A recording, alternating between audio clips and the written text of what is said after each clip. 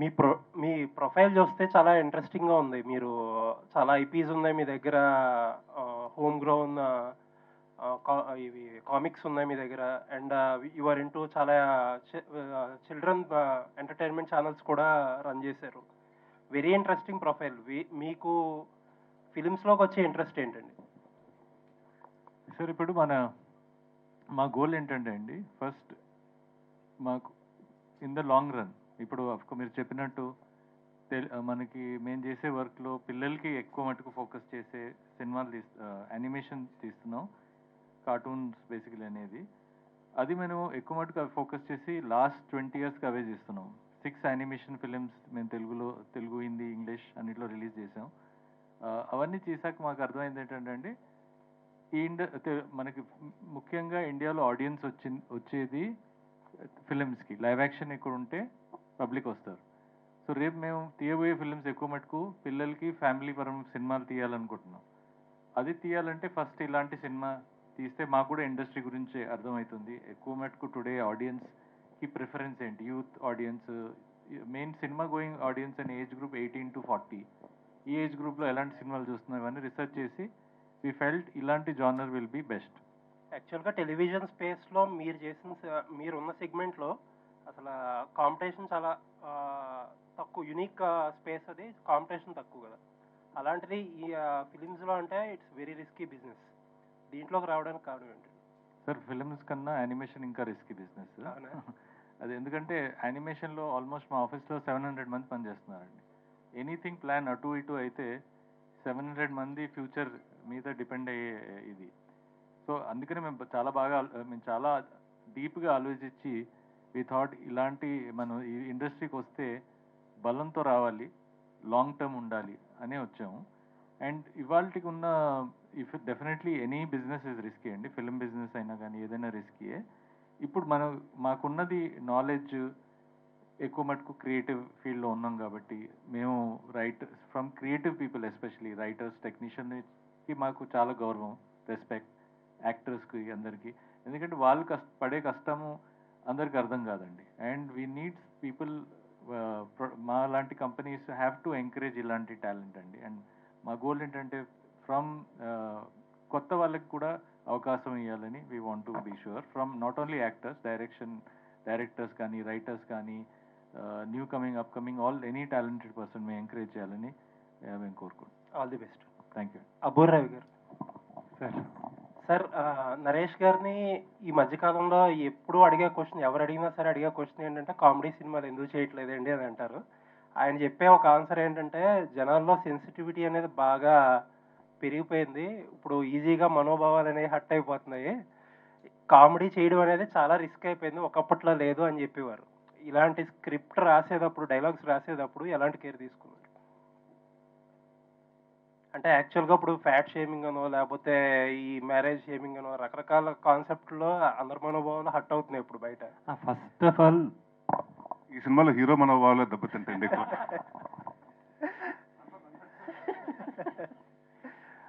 మేమిద్దరం కూర్చున్నప్పుడు అసలు అలాంటివి లేకుండా ఫన్ ఎలా చేయాలి అన్న దాని మీదే ఫస్ట్ ఎక్సర్సైజ్ చేశాం. అండ్ చాలా సెన్సిటివ్గా చిన్నది ఏదైనా ఒక సిచ్యువేషన్ క్రియేట్ చేస్తే దాంట్లో వచ్చే ఫన్ వేరు. మోర్ దెన్ ఏ డైలాగ్, ఒక సిచ్యువేషన్ ఉంటే ఆ సిచ్యువేషన్లో ఎలాంటి మాట అయినా పలికేస్తుంది, చిన్న ఫన్ క్రియేట్ చేసేస్తుంది. అలాంటి సిచ్యువేషన్స్ ఈ కథలో ఉంటాయి కాబట్టి మాకు ఎంత కష్టం అవ్వాల. కాకపోతే కొత్త ఏంటి అన్న ఒక్క పాయింట్ దగ్గర ఎక్కువ ఆలోచించాం, ఎక్కువ వర్క్ చేసాం. నరేష్ గారు, మీరు ఇందాక ఆ క్వశ్చన్‌కి ఎక్స్‌టెన్షన్ ఏంటంటే, వరుసగా కామెడీ సినిమాలు చేసిన రోజులున్నాయి. వరుసగా ఏంటంటే సీరియస్ సినిమాలు చేసిన రోజులున్నాయి మీరు. ఒకటి ఏంటి మంచి స్ట్రాటజీ ఏంటని ఏదన్నా ఐడియా వచ్చిందా మీకు? అంటే ఎక్కువ సీరియస్ సినిమాల మధ్యలో అప్పుడప్పుడు కామెడీ సినిమాలు చేయడం కరెక్ట్ స్ట్రాటజీయా? కామెడీ సినిమాల మధ్యలో అప్పుడప్పుడు సీరియస్ సినిమాలు చేయడం కరెక్ట్ స్ట్రాటజీ అనుకుంటున్నారా?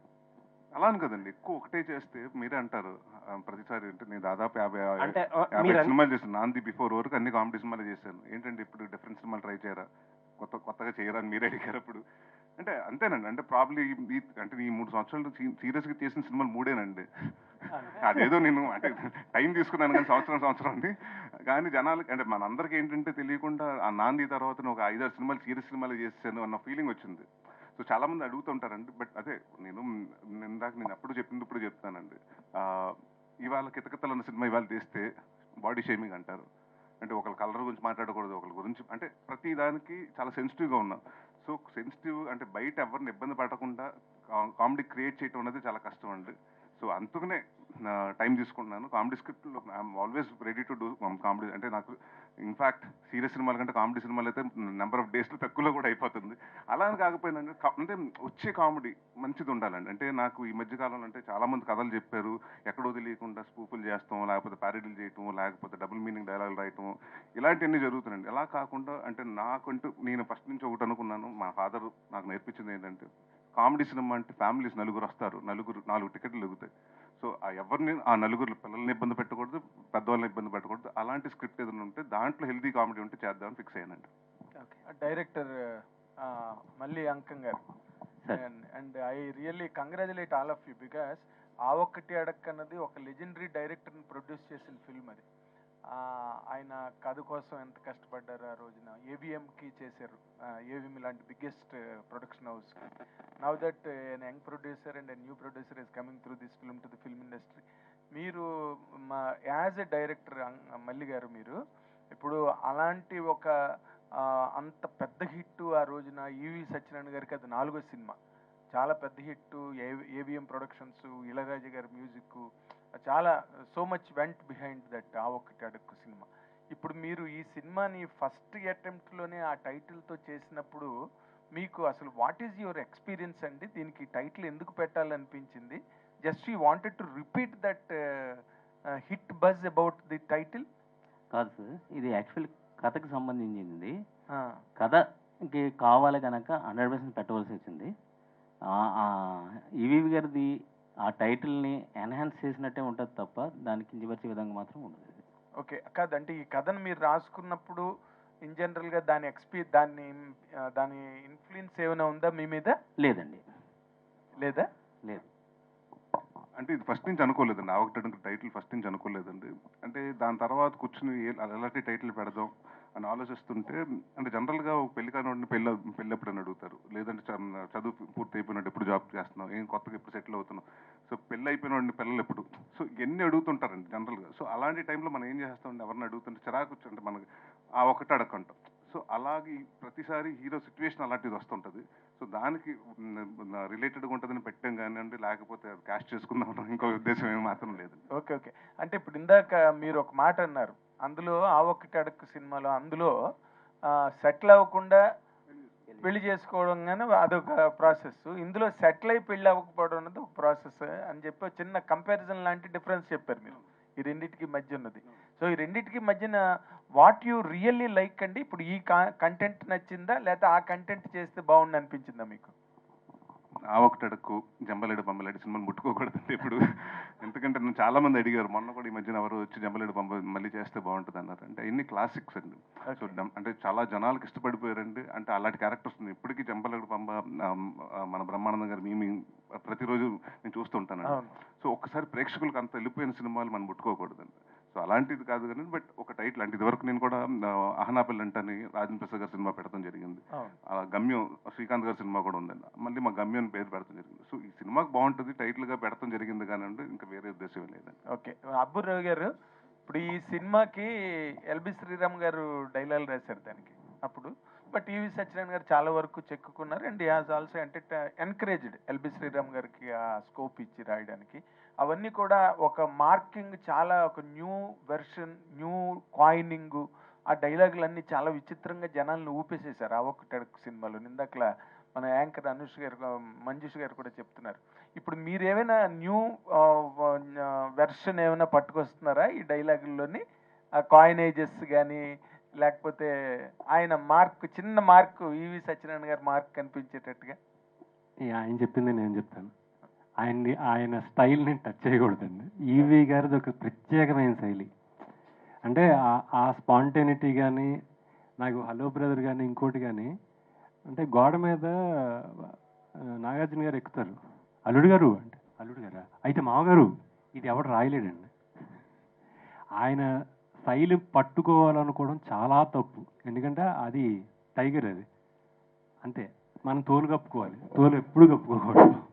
ఈ సినిమాకి పర్ఫెక్ట్గా ఎంత కావాలో అంతే రాసాం, ఆయన శైలిని టచ్ చేయడానికి ట్రై చేయలేదు. ఈ సినిమాకి కావాల్సిందే రాసాం. Okay, thank you. Yes, Faria is here finally. Madam, please welcome. Oh, madam, wait చేస్తూ ఉన్నాము. సో ఐ థింక్ మనం Q&A కంటిన్యూ చేసే ముందు మీరు కూడా చెప్పాలనుకున్నది చెప్పేస్తే you can join the Q&A కదా. So we would like to hear from you about the film and your experience. We have watch the teaser and we loved it. So we would want to hear from you.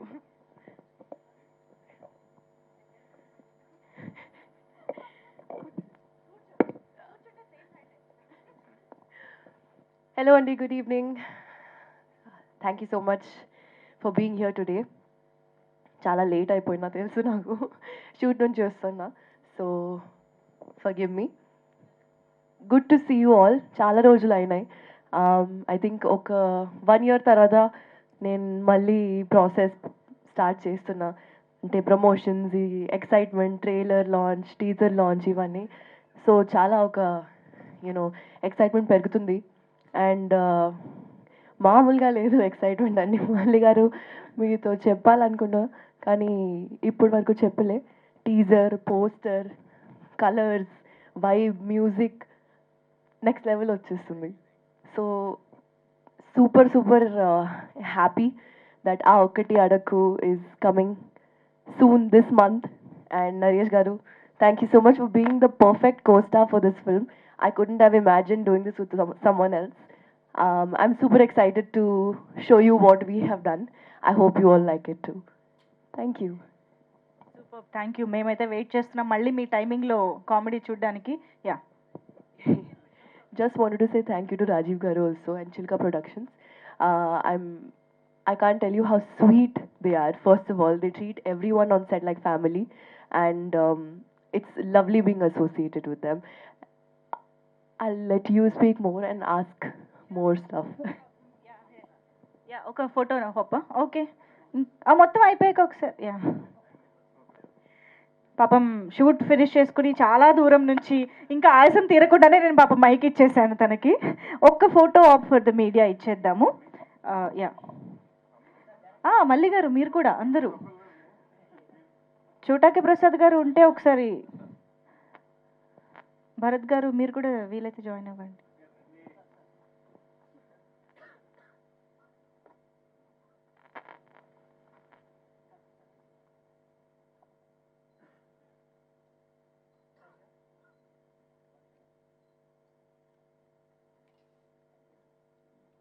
Thank you, thank you. Yes, let's please have your seats and let's continue with the interaction. Naresh గారు, hi అండి. చెప్పండి sir. Allari is back అంటున్నారు. Good, మేము comedy expect చేస్తున్నాం. కానీ నాకు ఒక్క doubt ఏంటంటే, ఆ ఒక్కటి అనే టైటిల్ క్లాసిక్ టైటిల్, 32 years 92లో ఎప్పుడు వచ్చింది. సో మీ నాన్నగారు చేసింది. సో అప్పటి నుంచి చాలా సినిమాలకి అనుకోవచ్చు ఆ ఒక్కటి అడక్కు, ఆ ఒక్కటి అడక్కు అని వస్తుంది. కానీ ఇప్పటివరకు ఎవరు టచ్ చేయలేదు ఆ టైటిల్ని. ఇప్పటివరకు దాన్ని అలా వదిలేశారు. ఆ క్లాసిక్ని మీరు టచ్ చేసేటప్పుడు కొంచెం ఏమైనా డౌట్ వచ్చిందంటే దాన్ని రీచ్ అవ్వాలి, ఆ లెవెల్ రీచ్ అవ్వాలి, లేకపోతే ఇది అన్నది అందండి ఏంటి, అదే నా హక్కు అందది. మీకు కాదండి, బాధ్యత ఉంటుంది. ఎందుకంటే చిన్న ఏ మాత్రం చిన్నదైనా నార్మల్గా ఏ టైటిల్ వెళ్ళిపోయినా ప్రాబ్లం లేదండి. మనం కొత్తగా టైటిల్ పెట్టింది ఇదేంటంటే, ఈ సినిమా ఇప్పుడు అంటే రాజీవ్ గారి కోసం ఆడాలి, మా నాన్నగారు టైటిల్ పెట్టాం కాబట్టి ఇంకా బాగా ఆడాలని చాలా కష్టపడ్డామండి. డిస్కషన్ కూడా జరిగిందండి. రవి గారు, నేను అందరు కూర్చుని ఒక పెద్ద సినిమా ఆ టైటిల్ పెడుతున్నాం, పెద్ద super duper hit cinema title పెడుతున్నాం, సో ఎక్కువ ఎక్స్పెక్టేషన్స్ ఉంటుంది అని అనుకున్నామండి. సో బట్ డెఫినెట్గా ఎక్స్పెక్టేషన్స్ ఏమాత్రం తగ్గదండి. సో డెఫినెట్గా పేరును కాపాడతాం, నాన్నగారి పేరును కాపాడతాం, ఆ టైటిల్ని కాపాడతాం. టీజర్ వరకు చూస్తే పెళ్లి కాని ప్రసాద్, పెళ్లి కోసం అనే ఉంది. ఇలాంటి పెళ్లి కాని ప్రసాద్ అనే సినిమాలు కూడా చూసాము. దీంట్లో కొత్తగా మీరు ఏం చూపించబోతున్నారు, డైరెక్టర్ గానే కానీ మీరు కానీ చెప్పచ్చు. అంటే కొత్తగా చూపించడానికంటే అండి, ఇప్పుడు జనరల్గా పెళ్లికాని ప్రసాద్లో నేను బ్యాంక్లో పనిచేస్తుంటాడు, కానీ వీడు పనిచేసే చోట మ్యారేజ్ రిజిస్టర్ ఆఫీస్లో పనిచేస్తాడు. వీడందరూ పెళ్ళిళ్ళు చేస్తుంటాడు కానీ వీడికి పెళ్ళిళ్ళు అవ్వవు. సో దాంట్లో వచ్చే ఫన్ అండి. సో అది ఇప్పుడు నేను దీని గురించి ఇంకా కొత్తగా ఏం చెప్పలేను, ఎందుకంటే రిలీజ్ ఉంది కాబట్టి అప్పుడు ఇంకా దాని ముందు ఇంకా చాలా ఇంటరాక్షన్స్ ఉంటాయి, అప్పుడు మాట్లాడతాను. Okay sir, all the best. Hi Naresh గారు. చెప్పండి సార్. అయితే మీ సినిమాలన్నీ ఈ 3 సినిమాలకు ముందు వచ్చిన సినిమాలని కూడా you are known for slapstick comedy ఎక్కువ సార్లు. సిచ్యువేషనల్ కామెడీ మీరు చేసిన కొన్ని సినిమాల్లో కొన్ని వర్కౌట్ కూడా కాలేదు. స్లాప్ స్టిక్ కామెడీ ఎక్కువ వర్కౌట్ అయింది.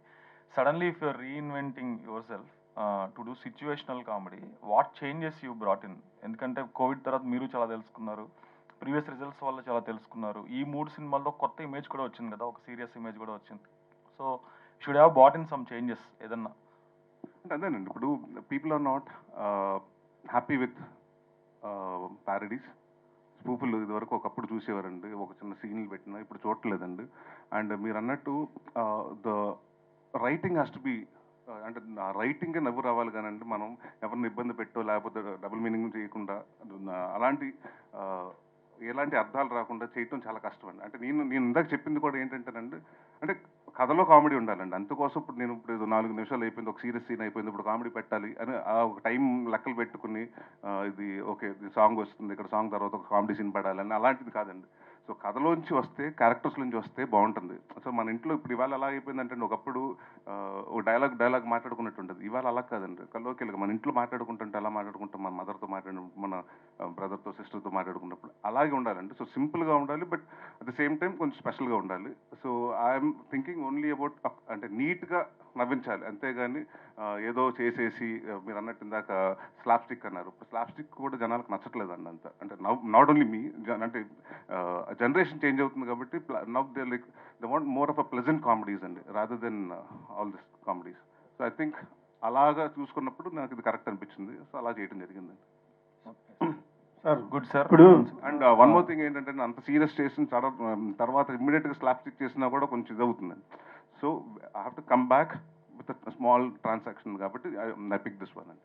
Cool sir. డైరెక్టర్ గారు మళ్ళీ గారు, టైటిల్ గురించి ఇప్పటివరకు చాలా మంది అడిగారు, చెప్పారు మీరు క్లాసిక్కి దీనికి సంబంధం లేదు. ఒక థింగ్ ఏంటంటే, క్లాసిక్ టైటిల్స్ని రెండోసారి వాడినప్పుడు 99% రిజల్ట్ ఎప్పుడు నెగిటివ్గానే వచ్చింది సార్. అది సెంటిమెంట్ అయ్యిండొచ్చు. సో ఎస్పెషల్లీ ఏంటంటే లేడీస్ టైలర్ కానీ ఇలాంటి సినిమాలన్నీ టైటిల్స్ వాడినప్పుడు రిజల్ట్స్ ఏ ఆశించినంతగా లేవు. మీరు అంటే నరేష్ గారికి ఓకే, ఎందుకంటే నరేష్ గారు సినిమా పుల్ ఆఫ్ చేస్తారు. నరేష్ గారికి తర్వాత చాలా సినిమాలు ఉంటాయి, ఆబ్వియస్గా ఇంకా 4 సినిమాలు ఉన్నాయి పైప్ లైన్లో. మీరు యాజ్ అ డెబ్యూటెంట్ డైరెక్టర్గా మీకు ఎక్కడో పాయింట్లో కొంచెమన్నా ఏమన్నా భయం వేసిందా? అంటే ఎందుకు క్లాసిక్ టైటిల్ ఎందుకు టచ్ చేస్తున్నాం మనం, వేరే ఏదైనా టైటిల్తో వెళ్ళిపోదాం కదా సింపుల్గా అని అనిపించిందా, లేదంటే ఈ టైటిల్ కావాలి అని మీరే కోరుకున్నారా?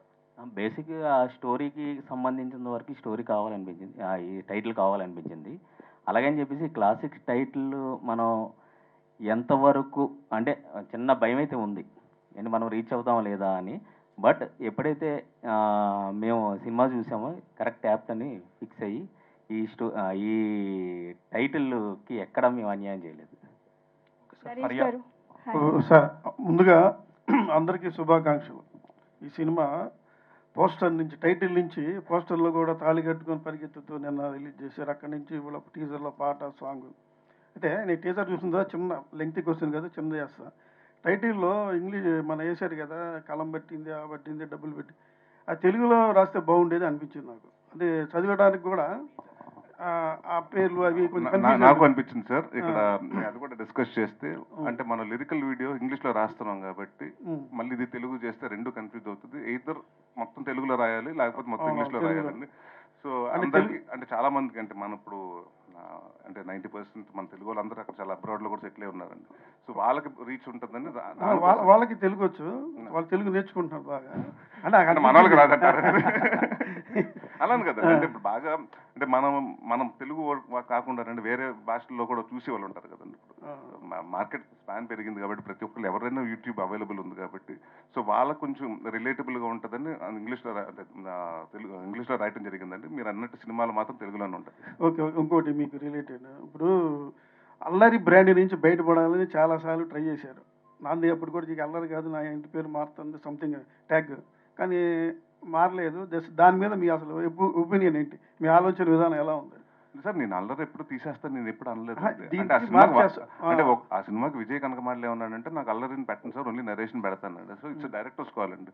ఒకసారి చాలా సినిమాల్లో కొందరు నరేషన్ పెడతారు, కొందరు అల్లరి నరేషన్ పెడతారు. నేను ఏ రోజు ఫోన్ చేసి వాళ్ళకి నాకు అల్లరి నరేషన్ రాయండి, లేకపోతే అల్లరి తీసేయండి అని ఎప్పుడు అనలేదండి. సో సో చాలా హ్యాపీగా ఉందండి, ఎందుకంటే ఫస్ట్ సినిమానే నా ఇంటి పేరు అయిపోయింది. నేను 90 సంవత్సరాలు వచ్చిన తర్వాత కూడా అల్లరి నరేష్ అంటారంటే అంత హ్యాపీగా ఉంటుంది నాకు. డెఫినెట్గా అది మాత్రం తీయనండి. ఓకే అది ఉంటుంది అల్లరి. Okay, thank you.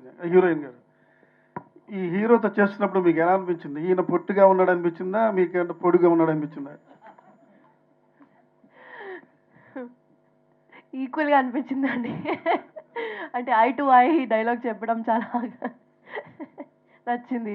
అంటే అలాంటి కాదు, ఐ థింక్ యునో జనరల్గా ఒక ఆఫ్ సెట్ ఫ్రెండ్షిప్ ఉంటుంది అండ్ ఆన్ సెట్ కెమిస్ట్రీ ఉంటుంది. Both the places we had such good interactions and relationship, and I think that's beautiful to have. Adi rare, and I'm glad that I had that. Faria, I'll just add one more thing. Me previous ఒకసారి మన interaction అప్పుడే ask you, అంటే Jathiratnalu impact is so high, people are expecting you to see in similar, అంటే చిన్న ఒక mindless girl kind of రోల్లో చూడాలని ఎక్కువ కోరుకుంటున్నారు. దట్స్ వాట్ యునో, చాలా మీమ్స్లో కూడా your popular for that actually. కానీ నెక్స్ట్ చేసిన ఫిల్మ్స్లో అది ఎప్పుడు టర్న్అప్ కాలేదు. అంటే యాజ్ అన్ యాక్టర్గా మీకు చేసిన రోలే మళ్ళీ ఎందుకు చేయాలి అనిపించవచ్చు బేసికల్గా. కానీ but when audience are desiring to see you in that role, what kind of role you have actually done inside this film? అంటే ఆబ్వియస్లీ ఇట్స్ డిఫరెంట్ అండి. It's not a mindless girl, I can say that for sure. అమ్మాయి చాలా smart, అమ్మాయి చాలా she has her own aims and goals. అంటే definitely జాతిరత్నాల లాగా లేదు. అండ్ నాకు చిన్నప్పటి నుంచి అది ఒక ఉంటుంది, అంటే just if I done something I want to do something different from that. Not like I do not like what I did in Jathi Ratnalu, I loved it. And ఆ మైండ్లెస్ క్యారెక్టర్ మీరు చెప్పినట్టు అది ఒక simply just existing like that is comedy. And you don't actually have to say anything also, just play dumb and that's comedy కదా అప్పుడప్పుడు. So obviously I loved it, కానీ maybe I'll wait for the right story to bring back that side of the character again. Cool, and all the best. Producer గారు, sir actually ఇందాక already అడిగారు మిమ్మల్ని, అంటే animation industry నుంచి ఇక్కడికి ట్రాన్సిషన్లో మీరు animation is also more tough అని చెప్పారు. బట్ యానిమేషన్లో ప్రిడామినెంట్గా ఏంటంటే మీరు ఒక 2D ఫిల్మ్ అయినా 3D ఫిల్మ్ అయినా 2 గంటలు స్టోరీ బోర్డ్ చేసుకుంటే మీకు సినిమా ఎలా ఉండదో అర్థమైపోతుంది. అంటే ఇక్కడ ఇంకా కామెడీ డోస్ పెంచాలా, ఇక్కడ ఏం చేయాలి అనేది, యానిమేషన్ ఎట్లా చేయాలి అనేది చాలా ఈజీగా ఫైండ్ అవుట్ చేయొచ్చు. To correct is easy actually on the paper it self. But సినిమాలు అలా కాదు, రాసినప్పుడు ఒకలా ఉంటాయి, తీసినప్పుడు డైరెక్టర్ విజన్ ఇంకోలా ఉంటుంది, ఫైనల్గా దాన్ని యాక్టర్స్ యాక్ట్ చేసినప్పుడు అనుకున్న సీన్లు కొన్ని పండొచ్చు, కొన్ని పండకపోవచ్చు. ఎడిటింగ్ డబుల్ మీద టోటల్ ప్యాటర్న్ కూడా మారే ఛాన్స్ కూడా ఉంటుంది. So what difference you observed, and as someone coming from animation film industry, did you brought any అంటే new pipeline kind of thing into film making, or like you went with the existing whatever orthodox procedure here that is being implemented from ages? Very good question అండి. First thing అండి, since ఈ ఇండస్ట్రీకి నేను new కాబట్టి first thing నేను నేర్చుకున్నది ఏంటంటే, first I wanted to observe everything.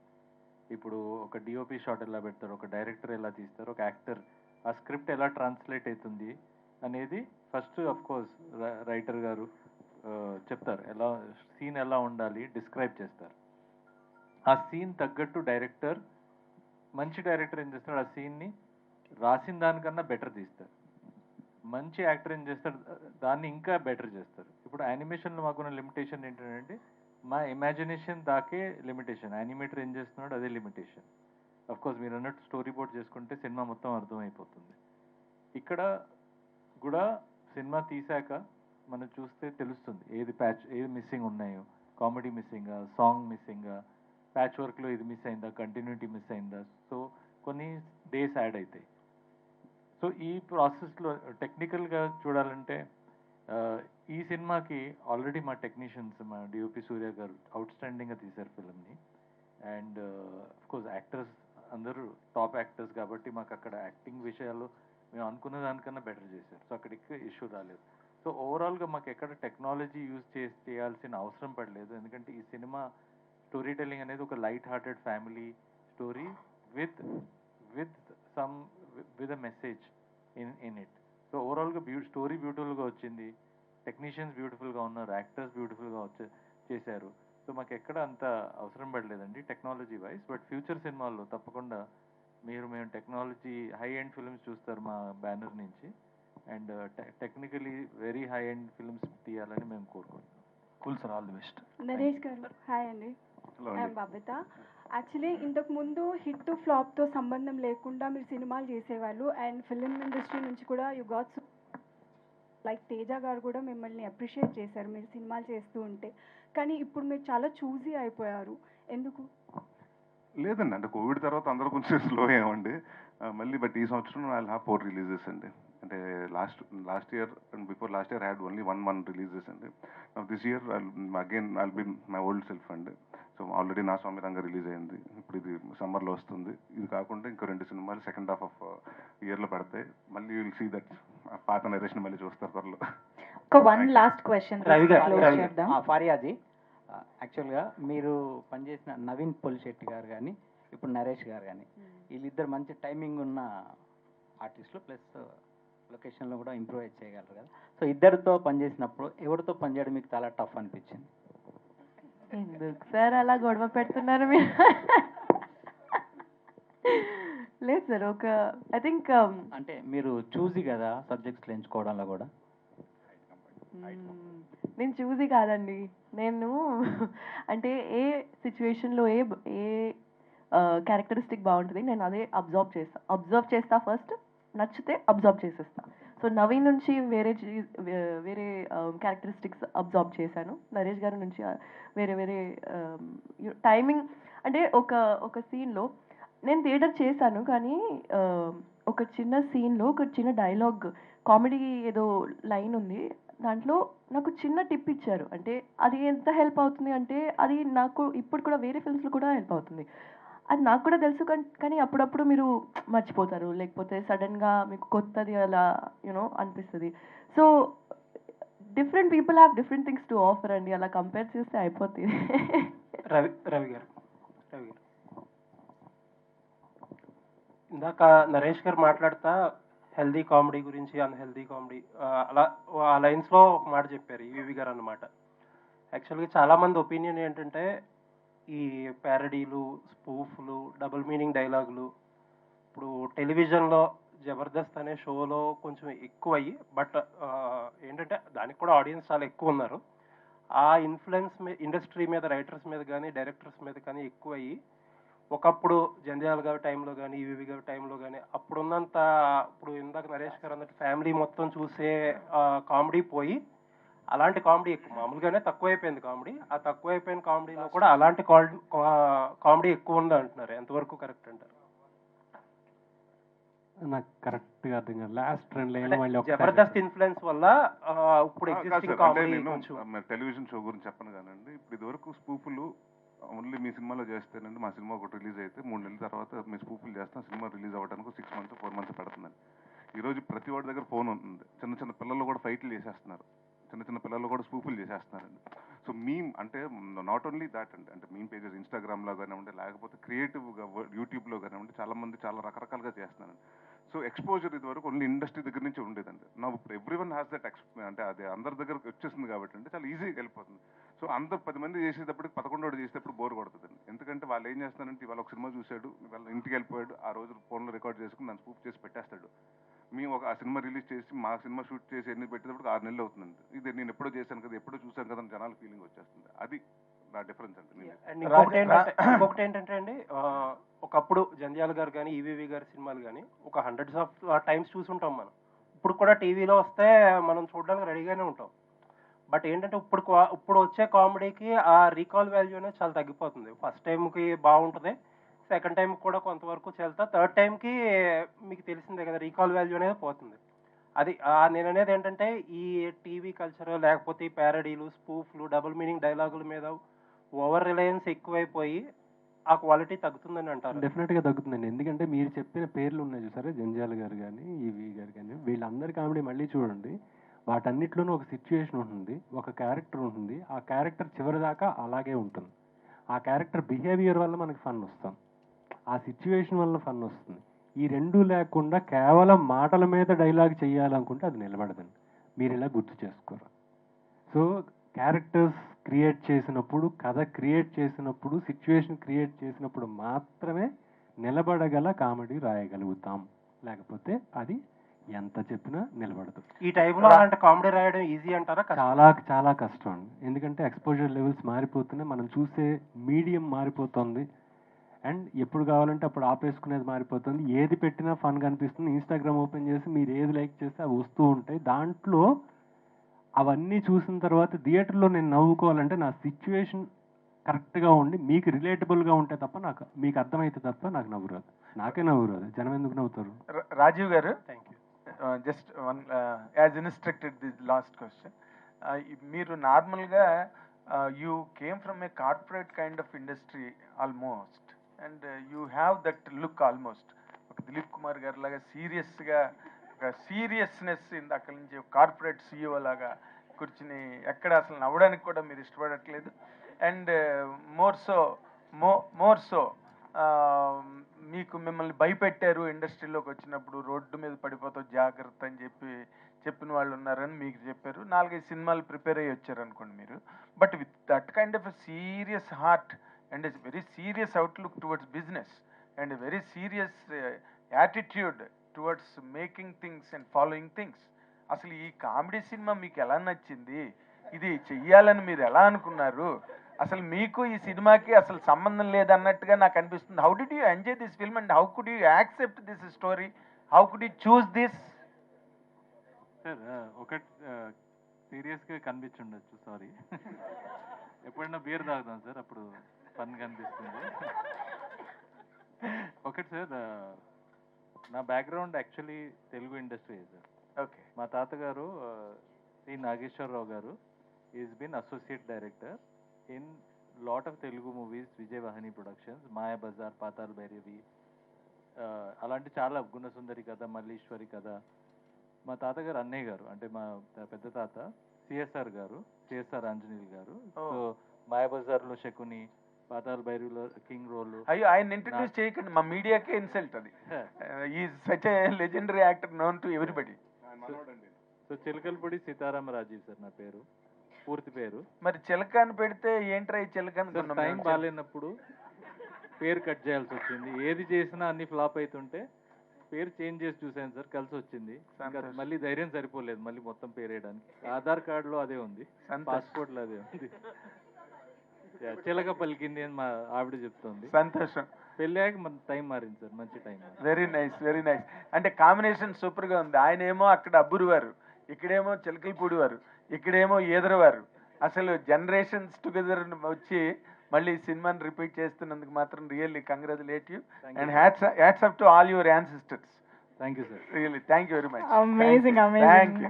On this very beautiful note, let's wrap this event up. Thank you so much, everybody, for joining this interaction. Media friends, andarki kuda, and thank you so much. Aa okkati adakku team members andarki kuda oka manchi teaser naithe maaku పరిచయం చేశారు. So మేము definite గా ఈ hot summer లో cool cinema ఆ ఒకటి అడక్కు కోసం wait చేస్తూ ఉంటాము. Faria, thank you so much.